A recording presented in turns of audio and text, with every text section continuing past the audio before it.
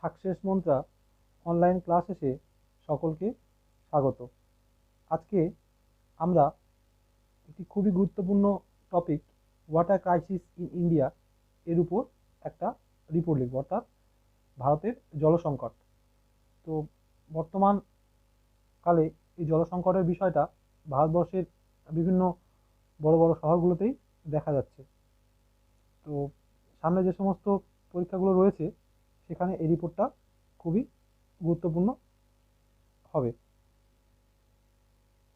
Mainly WBCS, PSC clerkship, PSC miscellaneous এবং অন্যান্য competitive exam যেখানে ইংলিশ ডেসক্রিপটিভ রয়েছে, সেখানে রিপোর্ট রাইটিংয়ের ক্ষেত্রে এই ওয়াটার ক্রাইসিসের উপর রিপোর্ট খুবই ইম্পর্ট্যান্ট। তো দেখে নাও আমার লেখাটা আমি কেমনভাবে লিখেছি। আমি জটিল বিষয়গুলোর মানে বলে দেব।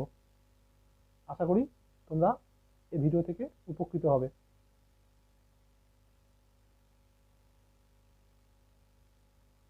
যেমন নিয়ম, একটা হেডিং দিয়েছি, water crisis a rising problem for India. যেহেতু নতুন করে এই সমস্যাটা শুরু হচ্ছে তাই লিখেছি a rising problem for India. তোমরা এখানে অন্য হেডিংও দিতে পারো। বাই এ স্পেশাল করেসপন্ডেন্ট, একটা বিশেষ সংবাদদাতা। এখানে দুটো লেখা যায়, হয় বিশেষ সংবাদদাতা অথবা নিজস্ব সংবাদদাতা, অর্থাৎ বাই এ স্পেশাল করেসপন্ডেন্ট অথবা বাই এ স্টাফ রিপোর্টার। এটা কোনো অ্যাক্সিডেন্টাল রিপোর্ট নয় যে এটাতে স্টাফ রিপোর্টার লেখা যায়। এটা বিশেষ ধরনের রিপোর্ট, তোমরা দেখেই বুঝতে পারছো ওয়াটার ক্রাইসিস। তো আমার লেখাটা দেখে নাও। তোমরা এখানে চাইলে অন্য হেডিং দিতে পারো, কলকাতা নভেম্বর 21। তোমরা যদি এরপরে ইয়ারটা লিখতে চাও তাহলে 21-এর পরে কমা দিয়ে 2020 লিখে দেবে। Water crisis is one of the major issue that is arising very rapidly in modern India.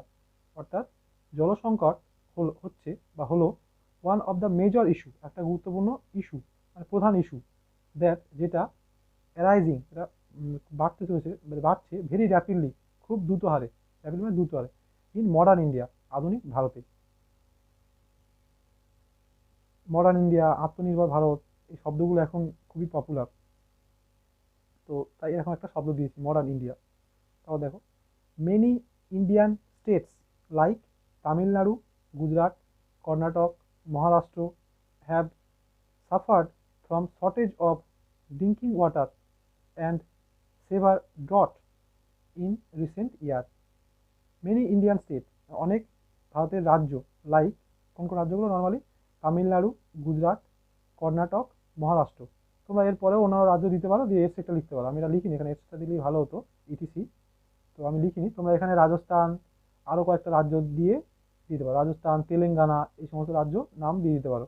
Have suffer মানে ক্ষতির সময় মুখোমুখি হয়েছে, from shortage of drinking water, যে ড্রিঙ্কিং ওয়াটার মানে পানীয় জলের যে শর্টেজ, সেটা দেখা গিয়েছে, তা ভোগ করে আর কি, সাফার করেছে। অ্যান্ড সেভার ডট মানে তীব্র খরা, ডট মানে খরা, অনেকে এটাকে আবার ড্রাউট উচ্চারণ করে, অ্যাকচুয়াল উচ্চারণ ডট, ডট মানে খরা। ইন রিসেন্ট ইয়ার মানে জল সংকট যেমন দেখা গেছে, পানীয় জলের সংকট, তেমনই খরাও দেখা গেছে রিসেন্ট ইয়ারে। According to the government report, মানে গভর্নমেন্টের রিপোর্ট অনুসারে, অ্যাট প্রেজেন্ট বর্তমানে, at present more than 44% area of the country, অর্থাৎ দেশের 44% area is facing drought like condition, মানে খরার মতো অবস্থার মুখোমুখি হচ্ছে। কি বলছে না, অ্যাকর্ডিং টু গভর্নমেন্ট রিপোর্ট, সরকারি রিপোর্ট অনুসারে অ্যাট প্রেজেন্ট বর্তমানে more than 44% area of the country, দেশের 44%-এরও বেশি area is facing drought like condition, মানে খরার মতো সমস্যার মুখোমুখি হচ্ছে, খরার মতো অবস্থার মুখোমুখি হচ্ছে। তোমরা মোটামুটি দেখলে এখানে কি লিখেছি, কোথায় কোথায় হয়েছে সেসব বিষয় একটু দিয়ে যেটা লিখেছি। তারপরে পেয়া দেখো, according to central government, according to central ground water board, এখানে একটু ভুল হয়ে গেছে, এখানে সেন্ট্রালের সিটা ক্যাপিটাল দিতে হবে, গ্রাউন্ডের জিটা ক্যাপিটাল দিতে হবে, ওয়াটারের ডব্লিউটা ক্যাপিটাল দিতে হবে। বির বিটা ক্যাপিটাল দিতে হবে, এবং ব্র্যাকেটে এখানে যদি CGWB এটা যদি লিখে দাও ক্যাপিটালে খুব ভালো হয়। তো আমি এটা দিইনি, এটা একটু ভুল হয়ে গেছে এখানে। যাই হোক, এটা ছোট rule. According to central ground water বোর্ডের মত অনুসারে শুধুমাত্র India is world's biggest ground water user. ভারত হচ্ছে বিশ্বের সবচেয়ে বেশি ভৌমজলের ব্যবহারকারী। গ্রাউন্ড ওয়াটার ইউজার, সবচেয়ে বেশি ভৌমজলের ব্যবহারকারী। Ground water in India decreased by 61% from 2007 to 2017। অর্থাৎ গ্রাউন্ড ওয়াটার ইন ইন্ডিয়া, অর্থাৎ ভারতের যে ভৌমজল ডিক্রিজড কমে গেছে বাই 61%, বা 61% কমে গেছে ফ্রম 2007 টু 2017। মানে 2007 থেকে 2017 সালের মধ্যে ভারতের যে গ্রাউন্ড ওয়াটারের যে সঞ্চয় ছিল তার 61% কমে গেছে। Experts said that the first and foremost reason of water scarcity is the poor monsoon rainfall and its changing pattern every year। কি বলছে এক্সপার্ট, কি বলছে এক্সপার্টরা বলছে যে বিশেষজ্ঞরা বলছে যে, তো এখানে এক্সপার্টের জায়গায় তোমরা হাইড্রোলজিস্ট লিখতে পারো, যারা জল নিয়ে অ্যাকচুয়ালি কাজকর্ম করেন, সমস্ত বিজ্ঞানীরা হাইড্রোলজিস্ট। বিশেষজ্ঞদের মতে the first and foremost reason, সবচেয়ে প্রথম এবং প্রধান কারণ অফ ওয়াটার স্কারসিটি, মানে এই জলজের সংকট বা জলের যে স্বল্পতা, স্কারসিটি মানে স্বল্পতা বলতে পারি, ক্রাইসিস মানে সংকট, এই জলের স্বল্পতা এর প্রধান কারণ ইজ পুয়ার মনসুন রেনফল। মানে আমাদের তো ভারতবর্ষ মনসুন রেনফলের উপর বেশিরভাগটা নির্ভর করে। তো বর্তমানে রিসেন্টলি দেখা যাচ্ছে যে মনসুন রেনফল কম হচ্ছে, মৌসুমী বৃষ্টিপাত, তো এই বৃষ্টিপাত কম ভারতের যে সংকট বলতে পারি সেটা প্রথম এবং অন্যতম প্রধান কারণ। And it's changing pattern every ইয়ার, এবং প্রত্যেক বছর এর যে ধরন তার পরিবর্তন, অর্থাৎ দেখা যাচ্ছে যে কখনো মৌসুমি বায়ু আগে আসছে, মানে কখনো মৌসুমি বৃষ্টিপাত কিছুদিন আগে হচ্ছে, কিছুদিন পরে হচ্ছে, কখনো খুব তাড়াতাড়ি চলে যাচ্ছে। এই ধরনের যে বিষয়গুলো সেটাকেই বলা হচ্ছে changing pattern every year. But কিন্তু the water crisis is turned acute, মানে এই যে ওয়াটার যে ক্রাইসিস সেটা আরও বেশি বেড়ে গেছে due to mindless extraction.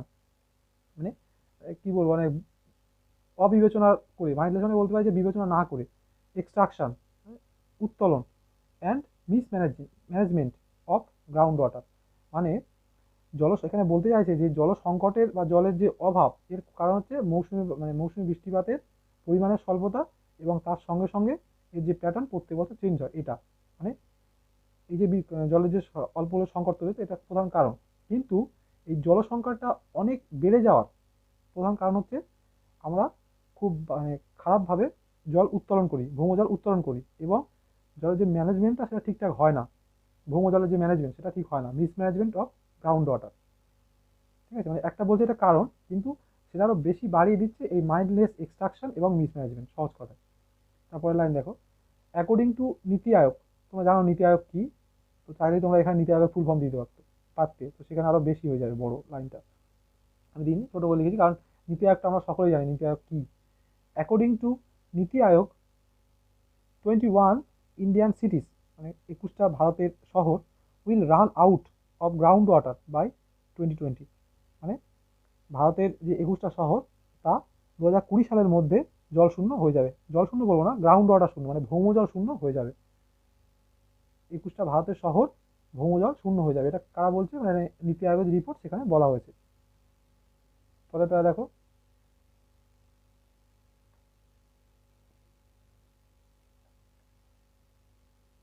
Government of India established a new ministry for water. মানে ভারত সরকার জলের বিষয়ে একটা নতুন মন্ত্রণালয় বা মন্ত্রক তৈরি করেছে, নেমড জলশক্তি মিনিস্ট্রি, যার নাম দেওয়া হয়েছে জলশক্তি মন্ত্রণালয়। অর্থাৎ মানে জলের যে বিষয় সেই বিষয়গুলো দেখাশোনার জন্য একটা জলশক্তি মন্ত্রণালয় তৈরি করা হয়েছে। অ্যান্ড এবং অলসো ইন্ট্রোডিউসড, এবং আরও আনা হয়েছে মেনি স্কিম, অনেক স্কিম মানে অনেক প্রকল্প আরও নেওয়া হয়েছে, উইথ ভেরিয়াস অবজেক্টিভ, বিভিন্ন উদ্দেশ্যে, such as to reduce ground water extraction. যেমন কি উদ্দেশ্যে, গ্রাউন্ড ওয়াটার যে এক্সট্রাকশন, গ্রাউন্ড ওয়াটার যেটা উত্তোলন তা কমানো। আমরা জানো যে এখন বর্তমানে নদীর জলকেই ফিল্টার করে বাড়িতে বাড়িতে দেওয়ার ব্যবস্থা করা হয়েছে, তাতে গ্রাউন্ড ওয়াটার উত্তোলন কমে।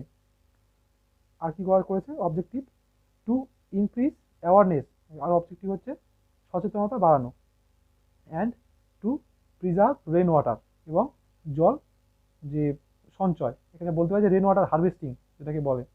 হ্যাঁ, তো সহজ কথায় বিভিন্ন স্কিম নিয়েছে এই সব বিষয়গুলো করার জন্য, মানে যে জলের যে উত্তোলন সেটা কমানোর জন্য, মানুষের মধ্যে এই জলের বিষয়ে সচেতনতা বাড়ানোর জন্য, তারপরে জল সঞ্চয়ের জন্য। তারপর লাইন দেখো, স্কিমস লাইক অটল ভূজল যোজনা, মানে অটল ভূজল যোজনার মতো scheme by government of India, Jal Dharo Jal Bharo by government of West Bengal became হয়েছে very effective for ground water management. Ground water ম্যানেজমেন্টের জন্য মানে যে ভৌমজল তার ব্যবস্থাপনার জন্য এই যে দুটো স্কিম বলা হয়েছে, এই দুটো স্কিম খুবই গুরুত্বপূর্ণ ভূমিকা পালন করছে। তো তোমরা এখানে দেখো লিখেছি অটল ভূজল যোজনা বাই গভর্নমেন্ট অফ ইন্ডিয়া, মানে এটা হচ্ছে সেন্ট্রাল গভর্নমেন্টের স্কিম অটল ভূজল যোজনা। আর যেটা জল ধরো জল ভরো সেটা হচ্ছে পশ্চিমবঙ্গ সরকারের যোজনা। একটা সেন্ট্রাল গভর্নমেন্টের স্কিম দিয়ে দিয়েছি, একটা স্টেট গভর্নমেন্টের স্কিম দিয়ে দিয়েছি। তো এখানে একটা একটু ভুল হয়ে গেছে, জল ধরো জল ভরো, এখানে এই জলের যেটা ক্যাপিটাল দিয়েছি কিন্তু ধরো ডিটা ক্যাপিটাল দিইনি, এটা ক্যাপিটাল দিয়ে দেবে ডিটা। আবার এই জলের যেটা ক্যাপিটাল দিয়েছি কিন্তু এই ভিটা ক্যাপিটাল দিইনি, তো ভরোর ভিটাও ক্যাপিটাল দেবে। এটা অ্যাকচুয়ালি বাংলা শব্দ, তো ইংলিশে লিখলে এরকমই হয়েছে। যাই হোক, তো এই সব মানে ইংলিশ বানান নিয়ে অত সমস্যা নেই, অন্য কেউ লিখতেই পারে বানান, স্পেলিং অন্য কেউ অন্য কিছু লিখতে পারে। তো দেখো মোটামুটি খুব সহজভাবে সহজ সরলভাবেই আমি লিখেছি, এবং মোটামুটি একটা গ্রামারকে মেনটেন করেই লেখা আছে এখানে, আশা করি না গ্রামারের খুব একটা ভুল আছে। তো তোমরা এর থেকে অনেক ভালো অনেকেই লিখতে পারবে, তো আমারটাকে একটা স্যাম্পল হিসাবে রাখো এবং নিজের মতো করে লেখো। শুধুমাত্র খেয়াল রাখবে যে আমি প্যারাগ্রাফে কী কী দিয়েছি, তোমরাও সেরকম কিছু দিয়ে নতুন করে লেখার চেষ্টা করবে।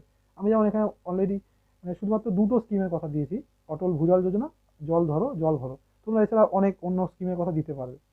আমি আরও কয়েকটা বিষয় মনে করিয়ে দিচ্ছি তোমাদেরকে, যে তামিলনাড়ু সরকার 2000 সাল থেকে 2002 সাল এরকম নাগাদ থেকে প্রত্যেকটা বাড়িতে যাতে রেন ওয়াটার হারভেস্টিংয়ের ব্যবস্থা করা হয় তার জন্য আর কি স্ট্রাকচার তৈরি করতে মানে আইন পাস করেছে। মানে প্রত্যেকটা বাড়ি তৈরির সময় যে ইঞ্জিনিয়ারিং প্ল্যান, সেখানে ওই ওয়াটার যে ম্যানেজমেন্ট সেই বিষয়টা মাথায় রেখে রেন ওয়াটার হারভেস্টিংয়ের ব্যবস্থা করতে হবে।